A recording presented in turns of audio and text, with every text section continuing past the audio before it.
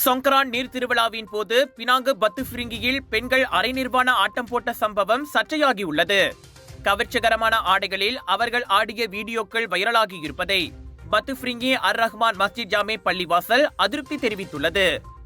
ஒரு உணவகத்தின் மீது நின்று கொண்டு அப்பெண்கள் அநாகரிகமாக ஆட்டம் போட்டது பொதுமக்கள், குறிப்பாக முஸ்லிம்களின் உணர்ச்சிகளை மதிக்கத்தகாத செயல் என அப்பள்ளிவாசலின் தலைவர் இஸ்மாயில் டீன் கூறினார். பலதரப்பட்ட மக்கள் ஒன்று கூடும் பத்துபிரிங்கி கடற்கரையின் பெயரை கெடுக்கும் வகையில் அந்நிகழ்ச்சி ஏற்பாட்டாளர்களின் செயல் உள்ளது.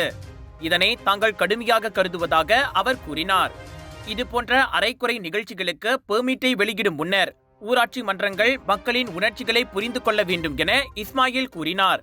அரைக்குறை ஆடைகளுடன் பெண்கள் அந்த உணவகத்தில் ஆட்டம் போடும் 37 வினாடி வீடியோ முன்னதாக வைரலானது.